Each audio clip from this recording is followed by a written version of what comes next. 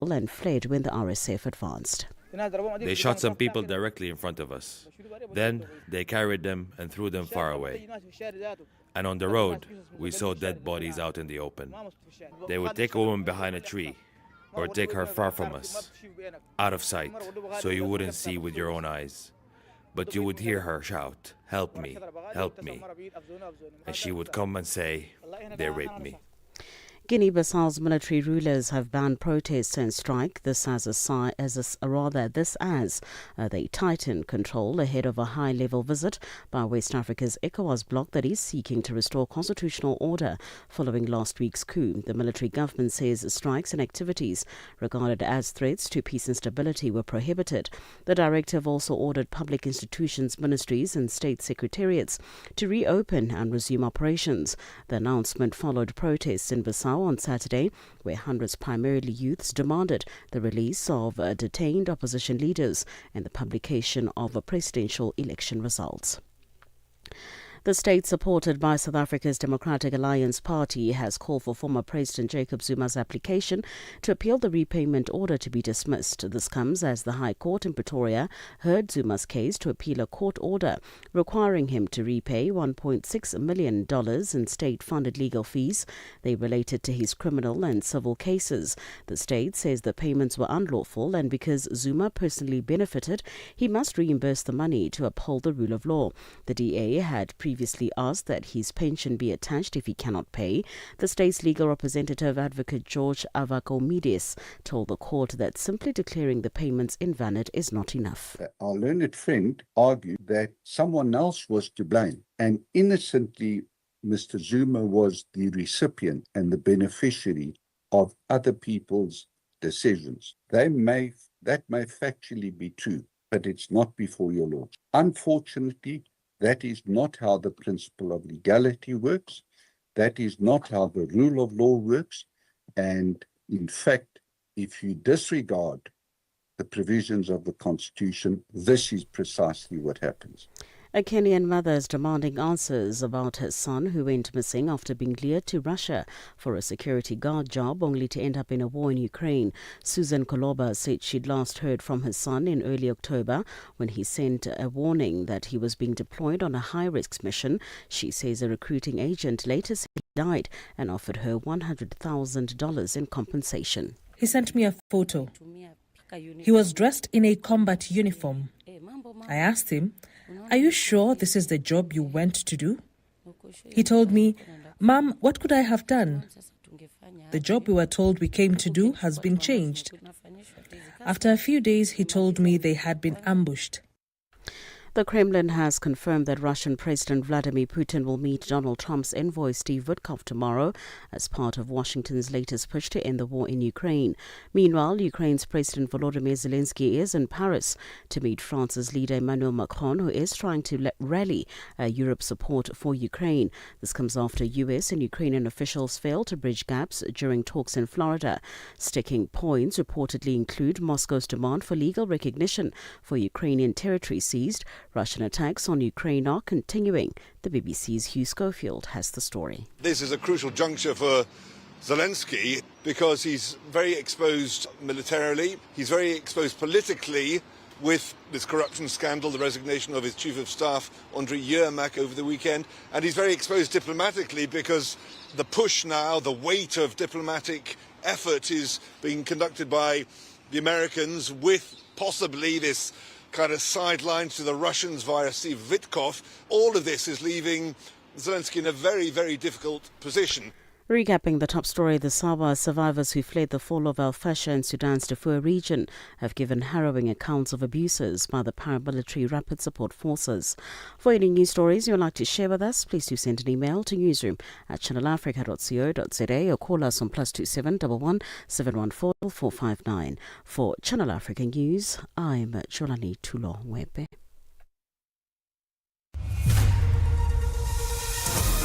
SABC News. The African Perspective.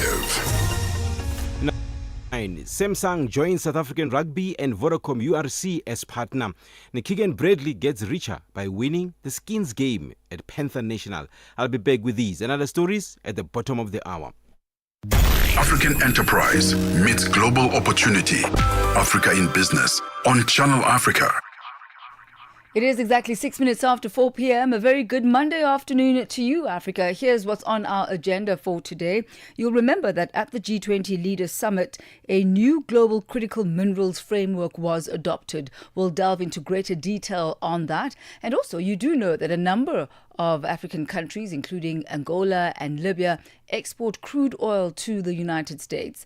Nigeria has now officially become the largest exporter from the African continent of crude oil to the United States, accounting for over 55% of total oil coming from the continent. We'll delve into the logistics and the how and why of that. Do continue interacting with us on the various social media platforms on X, Instagram and YouTube. You'll find us at Channel Africa 1. On Facebook, we are on Channel Africa. Connecting Africa to the world. Africa in Business with Thami Ngubeni brings you the latest insights on Africa's economy. We begin here this afternoon with South Africa's power utility Eskom. They've reported a $1.4 billion profit. This is after tax in the first 6 months to end of September. Eskom released its unaudited interim financial results that show an increased EBITDA to $4 billion. This is the second consecutive year that Eskom has turned a profit after years of bailouts that have weighed on the country's fiscus. Dimakatso Lishoro has the details. The power utility says the 6 months interim results to end September 2025 demonstrate last year's profit was not a once-off. Eskom says its turnaround plan continues to strengthen the utility's performance, resulting in a sharp rise in profits and improved system reliability. Thami Ngubeni is Eskom's spokesperson. These figures underscore both recovery and sustained improvement in EAF performance, reinforcing energy security and grid stability. Eskom reported a 41% jump in profit before tax to $1.8 billion, while profit after tax rose to $1.4 billion. Revenue was up 4% to $11 billion. Its EBITDA, that is the earnings before interest, tax, depreciation and amortization, a profitability metric that measures the company's core operating performance, rose to $4 billion. Last year, Eskom saw a $934 million profit after tax, its full year profit in 8 years. Energy expert at Empower, Matthew Cruz, elaborates. And that profit is in comparison to a loss that they made at the end of 2023 financial year at 31st March 2023 of 23.9 billion rand. So that's quite a significant difference. It's about a 40 billion rand difference in turnaround, going from a loss to a profit this year. And that was only over a 2-year span. So this is a significant financial improvement. And at the same time, it's also, while they were able to improve the energy availability factor, they've neglected to include two key pieces of information that I think were significant in assisting Eskom to turn around. The first was that they received 254 billion rand from the government as a bailout in the middle of 2023. It was to be spent over the following 3 years, which is a significant amount of money, 254 billion rand. They kind of omitted that they received basically half financial years revenue from the government for free. The second one was private industry's input and impact, installing about 6 gigawatts worth of electricity in terms of solar panels, in terms of electricity production over those same 2 years. And this significantly helped Eskom have some breathing room to do their maintenance. Eskom's strong performance is aided by above-inflation tariffs and lower finance costs. Net finance costs fell by 14% due to lower interest rates and a steep reduction in recurring electricity blackouts. South Africa's energy regulator controversially granted Eskom a 12.7% increase in tariffs this year. The process of determining this increase was found to be unconstitutional by a court of law. Cruz says South African consumers will be beset with higher-than-inflation tariff increases in the coming year. Currently, we're needing to choose between buying electricity or buying food. So there's always like this story, this context in this nation of electricity is too expensive, and Eskom saying we need more money. And that's unfortunately still going to be the case going forward, as I project that there will once again, after these next 2 years of increases, also double-digit increases again. And they're going to say, it's because we had all these operational expenditures. They weren't mentioning necessarily there was diesel, but they just said we had a lot of money that was spent. The power utility says improved plant availability meant load shedding was limited in the period under review. But financial challenges remain. Sales volume fell 3%. Municipal area debt has continued to climb, reaching $6.1 billion despite 71 municipalities joining the relief program. The continued improvement in EAF has significantly reduced Eskom's reliance on costly diesel generation, allowing the company to focus more on cost-effective primary energy sources. Additionally, 6 generation units equivalent to 2,341 megawatts are currently on coal reserve due to excess capacity. The newly appointed board that comes into office on the 1st of December will have to take forward the $18.7 billion capital investment over the next 5 years, mainly for maintaining generation and network infrastructure and expanding the transmission grid to support renewable energy integration. For Channel Africa News in Johannesburg, I'm Dimakatso Leshoro. Stay ahead with Africa in Business, where Thami Ngubeni unpacks your go-to source for Africa's economic trends and development. Nigeria is leading Africa in oil exports to the United States, supplying $2.5 billion worth of crude between January and August 2025. That's crude oil. According to reports, the West African nation accounted for more than half of all Africa's crude oil imported by the United States during the 8-month period, shipping 33.23 million barrels out of a total of 60.75 million barrels. That also accounts to 55% of all African crude imports into the United States this year. For more on this, we joined on the line by oil and gas analyst Collins Weke. A very good afternoon to you. Welcome to African Business. Good to have you with us. Thank you. Thank you for having me. Good afternoon from Brussels. Well, you know, when we look at these numbers, this is actually from January to August, but nonetheless still very impressive. And officially, Nigeria is now the leading African exporter of fuel to the United States. What are the key factors that have driven Nigeria to become, to take on this particular position at this time? The surge is driven by a mix of global supply realignment and, of course, Nigeria's renewed refining momentum. With the U.S. cutting back on purchases from some Latin American and, Middle Eastern suppliers due to, sanctions, quality concerns, and geopolitical tensions, it needed a reliable, Atlantic supplier. Nigeria fits that space perfectly well. Nigerian crude blends, especially the bonnet light, as they call it, are easier to refine and meet environmental standards, demanded by U.S. Gulf refiners. Secondly, Nigeria's downstream reforms, which has, actually eliminated some distortions and encouraging private participation, are beginning to, also stabilize output, because output was so destabilized in the past. This means more consistent supply.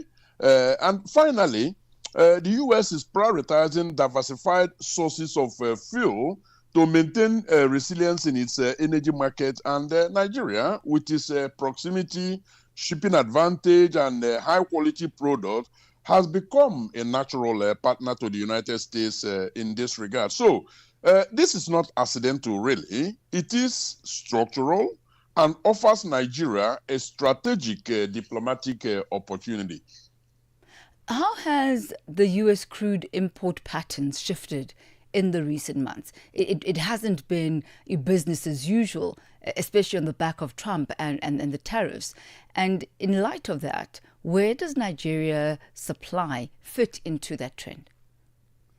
Well, Nigeria and the U.S. don't operate a single bilateral oil treaty. I think it's important to, preface my remark without, comment. Instead, the trade is structured through long-term commercial contracts between the NNPC, that is the state oil company of Nigeria, and then private Nigerian suppliers and the U.S. Refiners.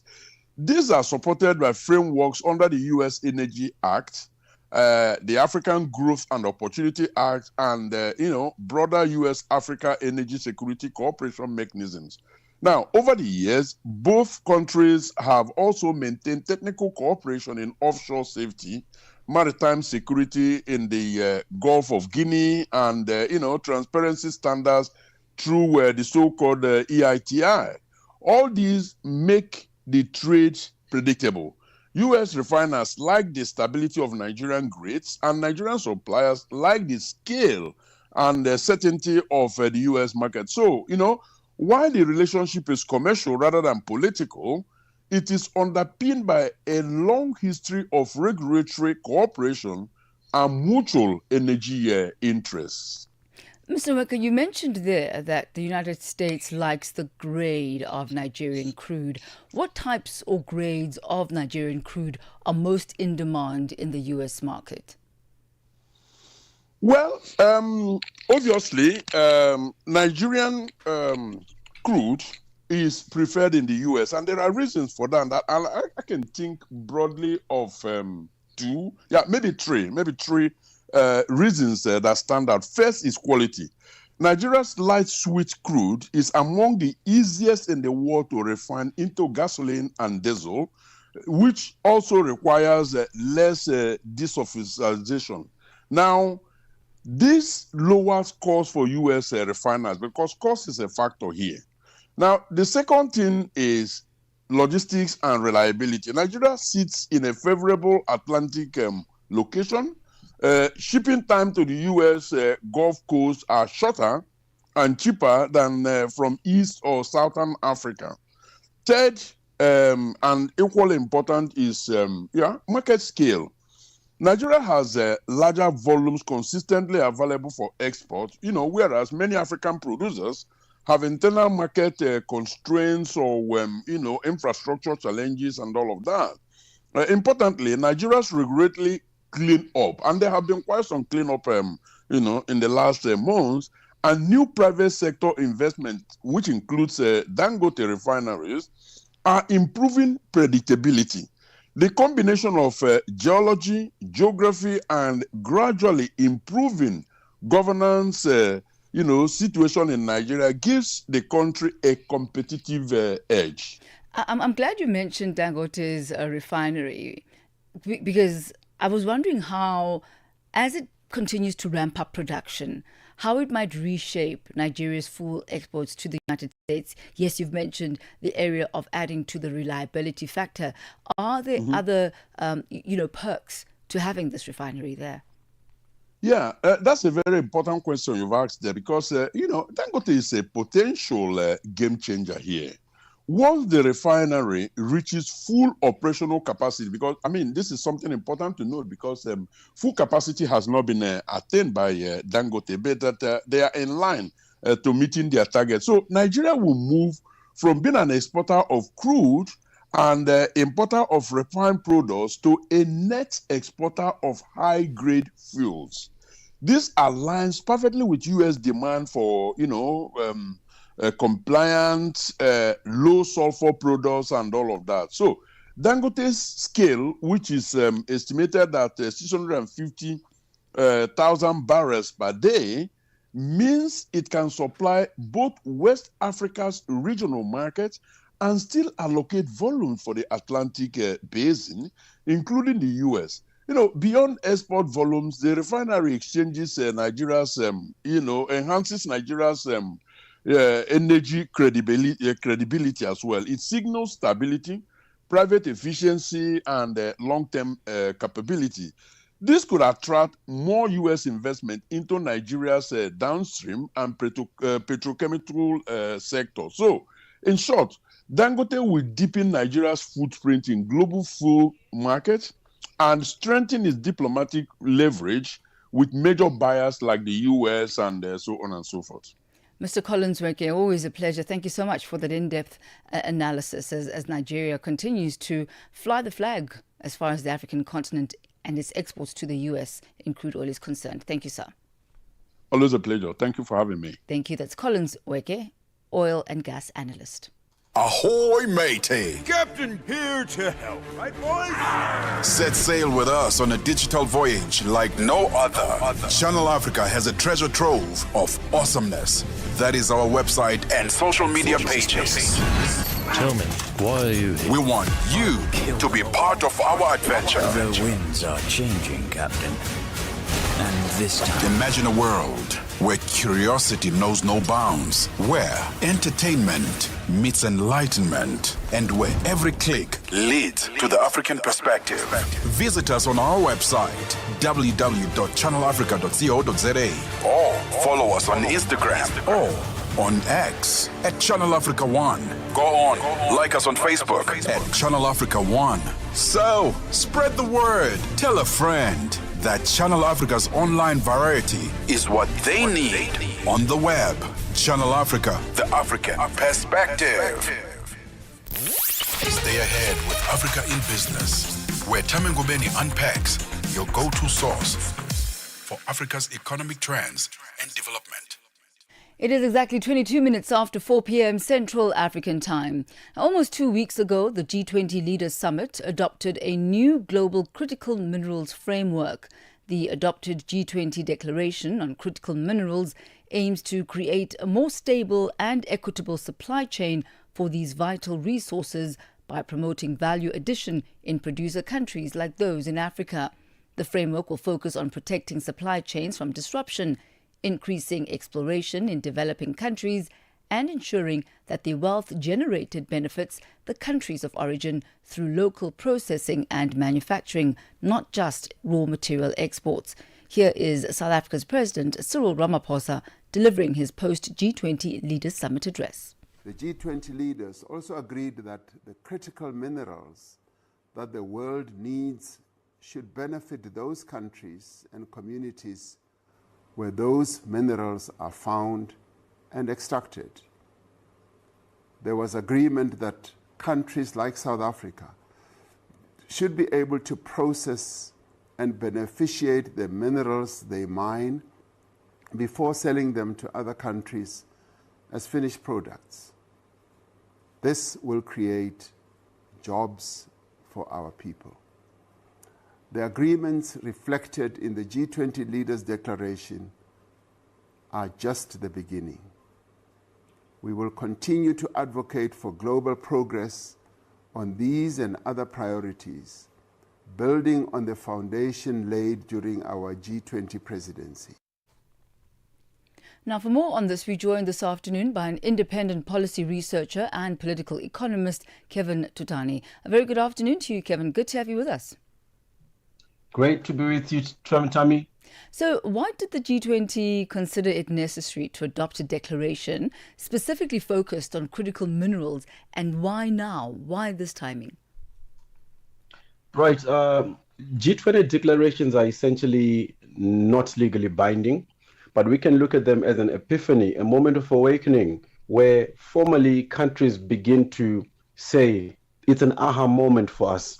So countries have actually, which are part of the G20, the most influential countries in the world, they've come to terms with the fact that critical minerals are essential. Indeed, they are. And number two, countries which own the mineral resources have to benefit from those resources. Why now? Well, look, there's really just one country which is dominating the international market in terms of processing, and that is China. All right. Not that I mean anything against it, but we need to see more processing happening in other countries as well. And that's indeed for it to be feasible for such countries with mineral resources such as South Africa, Zimbabwe, you name them, to be able to justify a transition to even more expensive renewable energy itself, because they have to produce at a higher level in the supply chains for them to be able to afford expensive renewable energy, amongst other things. So these are issues that drove the G20 to come to that realization. And what opportunities does this declaration create for African mineral producing countries, especially those that are rich in the minerals of the day? I'm talking cobalt, copper, lithium, among others. Yeah, like we're saying, it's an aha moment. It's an aha moment, a moment of realization that we need to take this, journey to a next stage. we need to turn up the ante to change a couple of things. So it's a moment of realization. So what the G20 does, it does legitimize any efforts by countries which have been exporting raw mineral exports, right, to coordinate and consolidate how they can benefit better from their resources. And with that legitimacy, is it then consequential that there will be new investment flows being unlocked, the type of investment flows that will go into exploration, into processing infrastructure, etc., and the modernization of the supply chain as well? Particularly if we have particularly if we have more precise focus on the part of these countries which have been exporting raw commodities. I mean, look, if they manage to coordinate as much as OPEC is doing with oil, then we can see, glimmers of light there.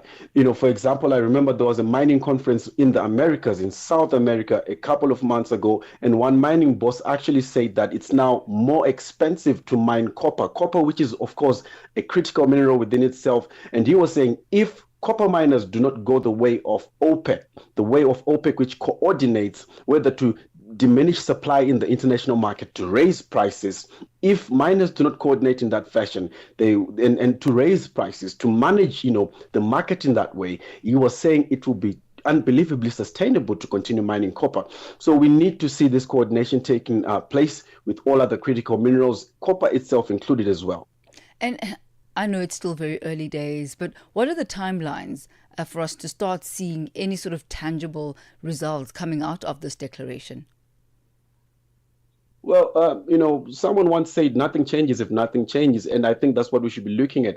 If it all depends on these same countries that have been exporting raw commodities, really making sure they make practical steps to change what's going on and improve the situation. If they do not, then we're going to see the same situation continuing, really. The world is going to orbit around, China being the major processor, and really all these other small players continuing to be small players, unless, of course, they wake up from that slumber.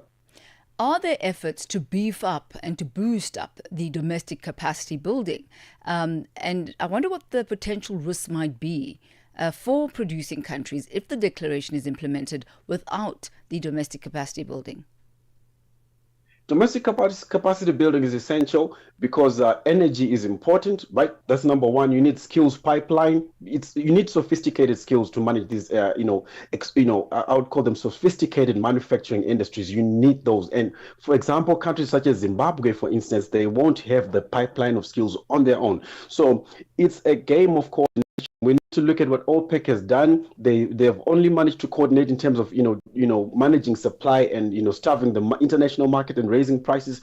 But for countries like Zimbabwe and South Africa, they have to coordinate beyond that. They have to share the skills pipeline within SADC. They have to share the energy where possible, and then we might see some winnings there. Kevin Tutani, always a pleasure. Thank you so much for joining us this afternoon.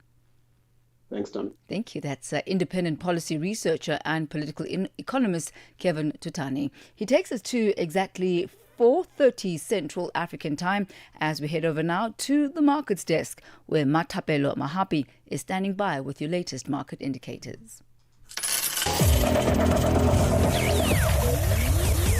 Business News on Channel Africa. The African Perspective.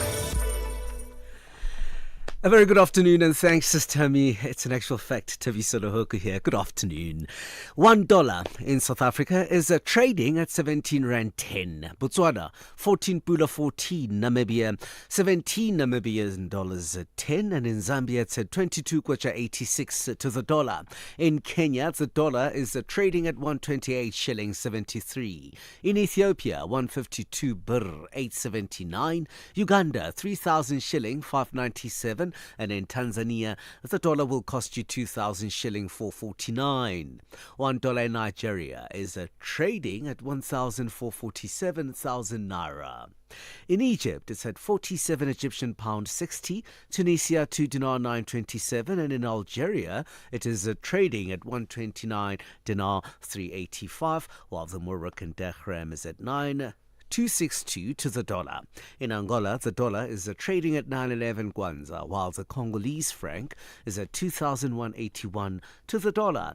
Commodities markets: gold $4,256, platinum $1,682 per ounce, Brent crude oil is at $62.94 a barrel.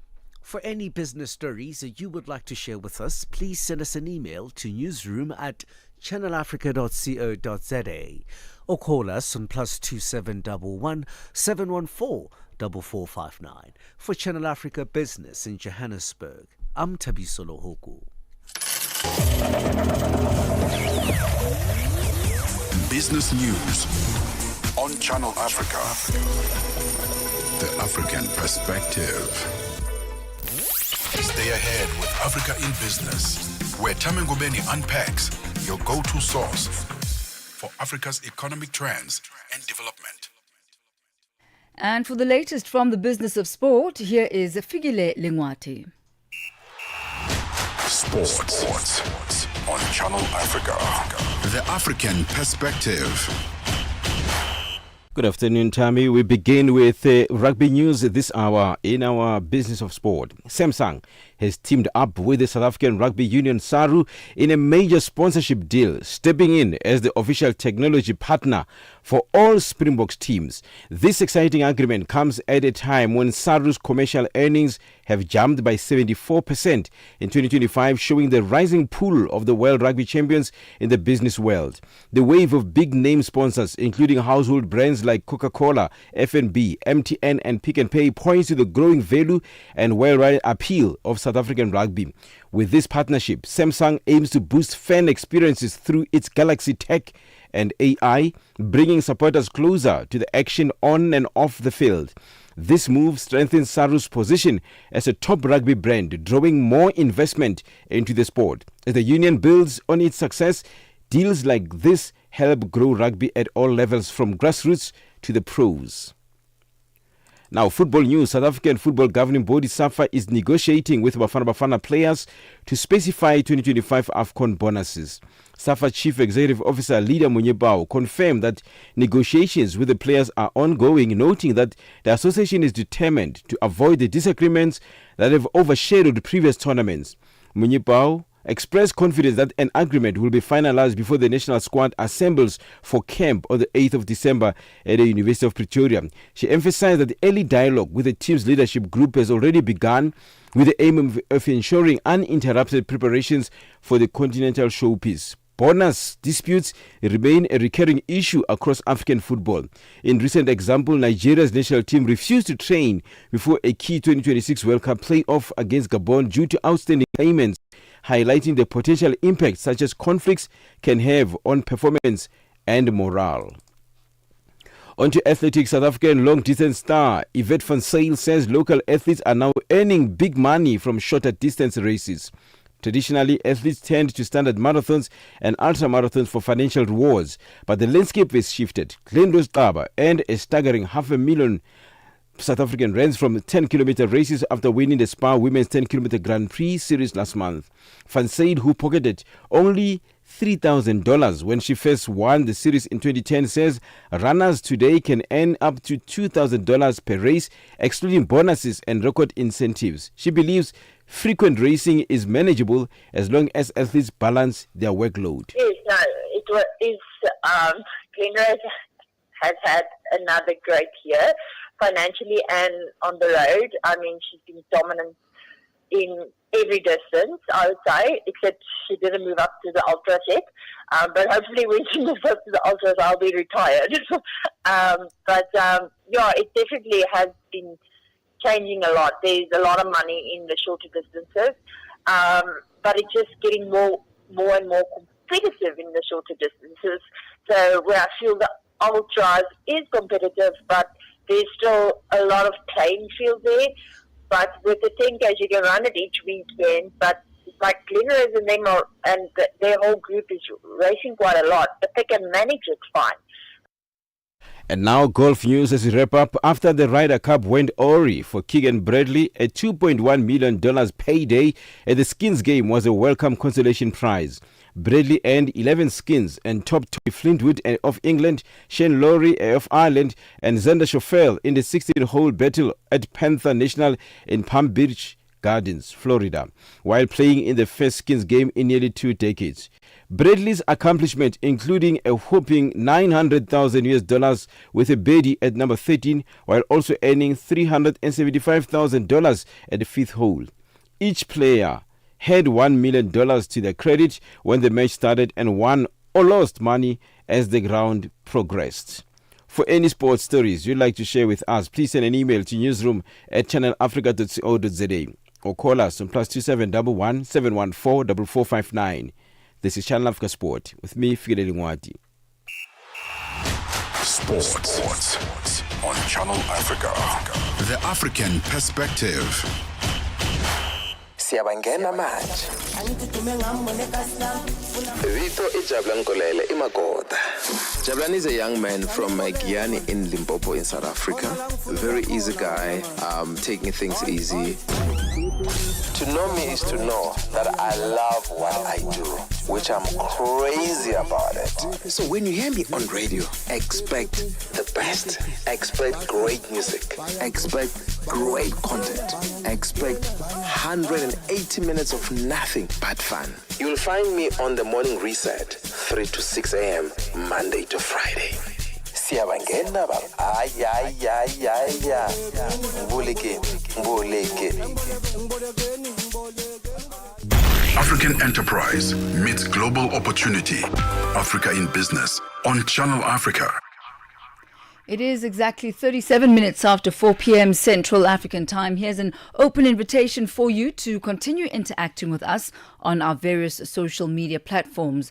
On X, Instagram and YouTube, you'll find us at Channel Africa 1, and on Facebook, we are at Channel Africa. Still coming up for you this afternoon, we're going to be having our conversation with First National Bank, and we'll look at the Business Confidence Index, which is going to be released soon, and also a post-B20 summit wrap-up, and also the manufacturing PMI is expected out, and we did see some contractions in the month of October. Looking forward to what November has in store for us. Do stay tuned. This is Africa in Business on Channel Africa. Ahoy, matey! Captain here to help, right, boys? Set sail with us on a digital voyage like no other. Channel Africa has a treasure trove of awesomeness. That is our website and social media pages. Tell me, why are you here? We want you to be part of our adventure. The winds are changing, Captain. And this time... Imagine a world where curiosity knows no bounds, where entertainment meets enlightenment, and where every click leads to the African perspective. Visit us on our website, www.channelafrica.co.za, or follow us on Instagram, or on X at Channel Africa 1. Go on, like us on Facebook at Channel Africa 1. So, spread the word. Tell a friend that Channel Africa's online variety is what they need on the web. Channel Africa, the African perspective. Connecting Africa to the world. Africa in Business with Thami Ngubeni brings you the latest insights on Africa's economy. It is exactly 20 minutes to 5 p.m. Central African Time. The African Union Commission, through the Department of Agriculture and Rural Development, is hosting the inaugural African Union Conference on Digital Agriculture under the theme Shaping Agricultural Policy for Africa's Future, Innovation, Climate-Smart Practices and Digital Transformation for Sustainable Development. The conference is set to discuss various cross-cutting thematic areas such as digital extension services, agri-tech innovations, market access and value chains. For more on this, we joined on the line by Dr. Janet Adzem, Head of Rural Development Division and Acting Head of Agriculture and Food Security Division at the African Union Commission. A very good afternoon to you, Doctor. Welcome to Africa in Business. Thank you very much. Pleasure to be with you. Good afternoon. Good afternoon. So what is it that inspired the African Union to convene its first ever conference on digital agriculture? Okay, so thank you very much for having me. Basically, we decided to convene this because we had already endorsed what we call the African Union Digital Transformation Strategy. And the overarching objective of this conference is for us to see how we can accelerate the adoption and the utilization of digital technologies in our continent's agricultural sector in order for us to be able to enhance productivity, sustainability, and also resilience. And we're bringing together the governments, we've brought together the private sector, the innovators, development partners, and farm organizations for us to have this platform, for us to look at how we can shape a common continental agenda on digital agriculture. And maybe a little bit in terms of what we are seeing as the specificities on the expected outcomes from this conference. We're looking at 4 key areas. First of all, we would like to provide a platform for us to be able to share cutting-edge solutions and best practices from across our continent. And then secondly, we're looking at how we can strengthen policy alignments among the African Union member states, our regional economic communities, and also our partners in order to ensure digital agriculture is integrated into national and regional strategies. And third, we're looking at the issues around investment. How do we begin to catalyze investment in scalable innovations that can improve productivity, resilience, market access, and services for farmers, particularly our youth and women? And finally, how to promote partnerships that will drive the implementation of the digital agriculture strategy in Africa. You speak about scalable innovations. Are there technologies that you've identified, digital technologies, that are expected to have perhaps the biggest impact on African agriculture? Well, today has been the first day of the conference itself. So there have been quite a number of innovations that have been shared. When you're looking at it in terms of issues of how to provide farmers with market access information, or issues around weather, particularly in the context of the climate change. So there have been quite a number of presentations that have been made showcasing some of these innovations that could be scalable. Tomorrow, we're really going to go into a deep dive where we're going to get more concrete innovations that are already in existence, maybe at project level, where we can look at the possibilities on how they can be scaled up, particularly in terms of the issues around how we can find the investment that would be needed for us to be able to scale up those innovations. And there are persistent challenges that the one can highlight, issues of drought, pest control, poor soil health, low productivity. Are you hoping that these digital technologies will be able to focus on these key areas of concern? Oh, absolutely. Otherwise, we're still going to continue facing the significant challenges that our continent has been facing. And already you have mentioned quite a number of them, issues around climate change itself, issues around limited access to finance, and even issues around out-of-date farming practices. So we are looking at how some of these innovations that we expect to have a deep dive into from tomorrow will be able to tell us how are they trying to address some of the challenges that we're facing. For example, if we're looking at issues around limited access to markets, are there platforms we can put in place for us to be able to provide the farmers with the kinds of information they would need in terms of the prices for their products and where they will get a good price for their products? Are there such platforms available? How do the farmers access the platforms? Do we have the infrastructure in place for the farmers to be able to get on those kinds of platforms? So tomorrow will be the second day, and it's already very exciting, this first day. So we believe that some of the innovations that will be presented tomorrow will begin to speak to how we can address some of these challenges that you had also already alluded to. You mentioned also as one of your objectives, policy alignment. What policy frameworks is the AU proposing to accelerate this digital transformation within the agricultural sector? When we're looking at the policy frameworks, the first challenge we're having is that even at the national level, you will have the Ministry of Agriculture, then you have the ICT, then you have finance, then you have trade. And none of these ministries are talking to themselves. And they all have different policies that, of course, have also been guided by the African Union Commission. So basically what we're looking at now is how do we begin to look at some synergies or some platforms where we can harmonize how each of these policies from the different ministries that are important, if we're talking about how to scale up digital agriculture. So we will work with our member states and, of course, our regional economic communities to look at how we can put in place a platform where we can bring all of these various ministries together, in addition to the policies they already have in place, and how we can begin to identify some of the commonalities along those policies that could help to fast track the uptake of digital tools and innovations in our member states. If we look, Doctor, at the composition of the agricultural workforce, the majority of it is made up of smallholder farmers. How will digital agriculture benefit these smallholder farmers?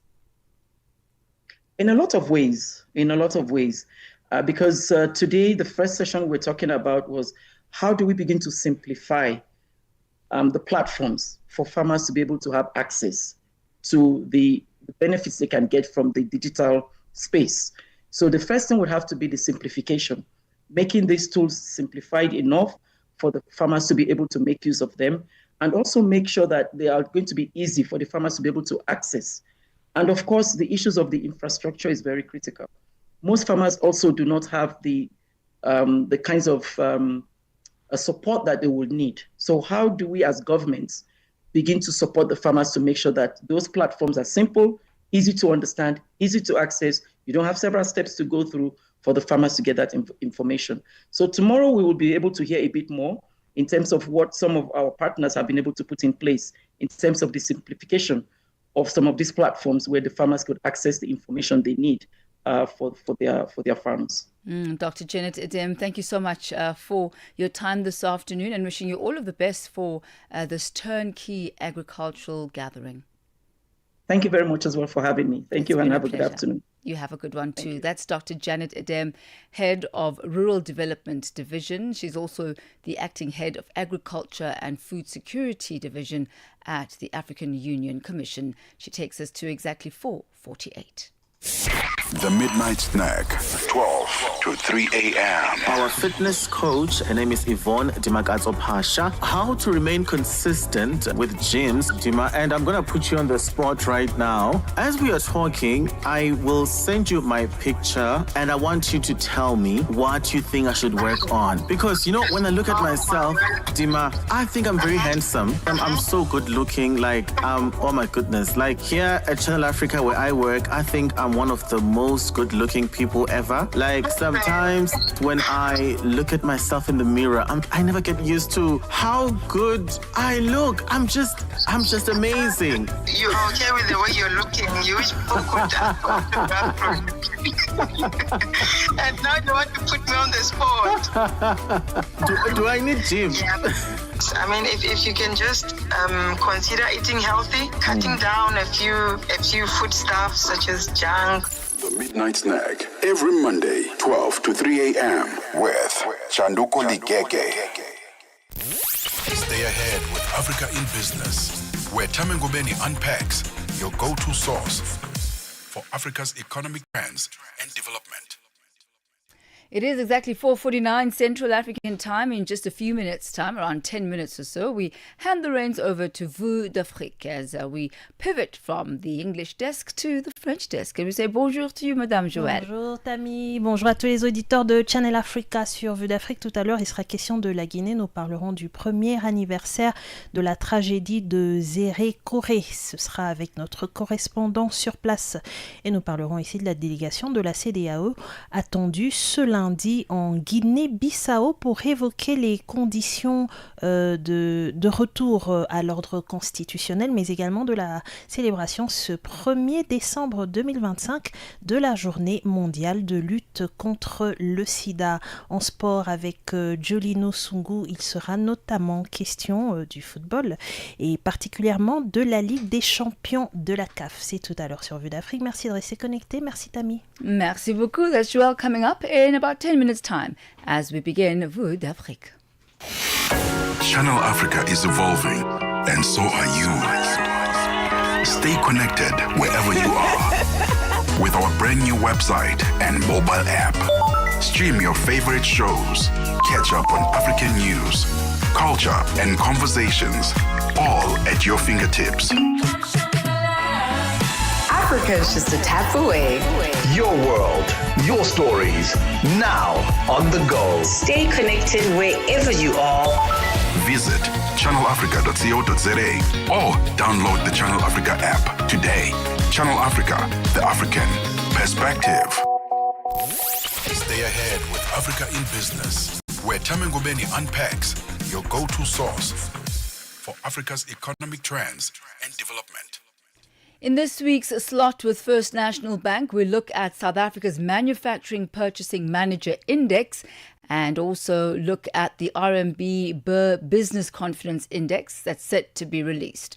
For more on this, we're joined this afternoon by FNB Senior Economist Spamandla Mkhwanazi. Good to have you with us, Spamandla. Happy Monday to you.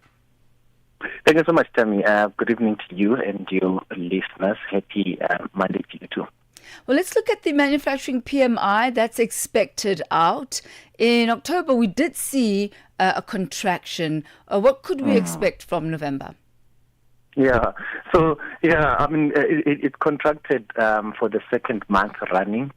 Deeper into the contractionary territory. This was the biggest decline we have seen since April 2020, which is quite concerning for the manufacturing sector.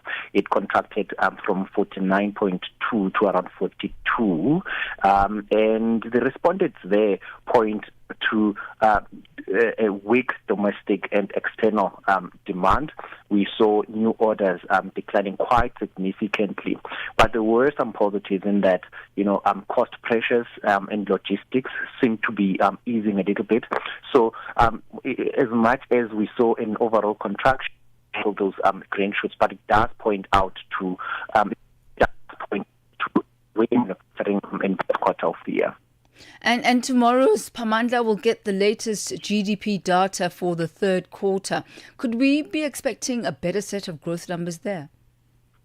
Yeah, so the high-frequency data has been quite mixed from a GDP perspective. We've got some sectors, take retail sector, the trade sector is, overall, the mining sector, the transport sector, the finance sector, we suspect also is doing pretty well. The others, we've just spoken about manufacturing now, that are going in the exact opposite direction. So the data is quite mixed at the moment. We do expect that there will be an expansion, but it remains to be seen whether we will see an from what we saw in the second quarter. In the second quarter, we saw a 0.8 growth quarter basis. We expect a 0.2, but maybe not as much as we saw in the second quarter. Meanwhile, the RMB Burr Business Confidence Index is also going to be released. Could you take us through that? Yeah. So, yes, the business confidence has actually been quite disappointing in the context of the structural reform, or at least the momentum in structural reform that we have seen, the political stability that we have seen. We do hope, however, that the recent developments, SA-US relations until the latest tweet have been relatively stable as they could be, and it appears that businesses are finding alternative markets, particularly in Asian markets. So we do expect that our assessment is that fourth quarter is likely to the end of the Siphamandla, I do apologize. We seem to really be losing our connection with you. So maybe let's just give this one more try. If not, we'll have to just leave it at that. Please do go ahead. All right. Looks like we have lost Siphamandla Mkhwanazi there. You could hear the line being compromised there towards the end. I guess that's where we'll leave it for this afternoon on Africa in Business. We are looking forward to the latest GDP data that is due to come up for the third quarter. It's gone exactly 5 minutes to 5 p.m. Central African Time. Stay ahead with Africa in Business, where Thami Ngubeni unpacks your go-to source for Africa's economic trends and development. All right, good news. We have managed to get Siphamandla Mkhwanazi back and hopefully on a better line there. Siphamandla, perhaps let's pick up where we left off. You were talking about the rather disappointing momentum in the structural reform as far as business confidence is concerned. Yes. The weather where I am is quite bad. Apologies for that to your listeners, Thami. So I was saying that, the environment in the fourth quarter appears to be slightly better compared to the third quarter. That will, support business confidence. We saw the B20, which was quite successful. We saw messages of support from, those that were in attendance in SA. So we do hope that, those improvements will eventually support the overall business confidence. And talking about the B20, did the summit actually lift the spirits in any way? Did it actually boost business confidence? It remains to be seen, Thami. That is the question you and I will have to answer after the data comes out. But the reports that we are getting, the reports that at least have been made public, we, especially from the B20 perspective, there is this positivity around how South Africa handled itself and around how South Africa made deals, business deals, bilateral deals with their other counterparts. So we do hope that eventually that will translate into some positivity, given that the business confidence in the recent past has been quite depressed. Siphamandla Mkhwanazi, thank you so much, and thank you for making yourself available for a second time round. You have yourself a good afternoon further. Thank you so much. It's always a pleasure, Thami. Thank you. That's FNB senior economist Siphamandla Mkhwanazi. He takes us to exactly 4:58 Central African time. Thank you, Africa, for having tuned in for the Monday edition of Africa in Business. Back with you once again tomorrow from 4 to 5 p.m. Central African time. From myself, Thami Ngubeni, you have yourself a splendid afternoon further, along with the entire team, as we hand over now to Vue d'Afrique. Restez connectés. Connecting Africa to the world. Africa in Business with Thami Ngubeni brings you the latest insights on Africa's economy. Business, trade, and investment opportunities that put the continent first. Africa in Business with Thami Ngubeni.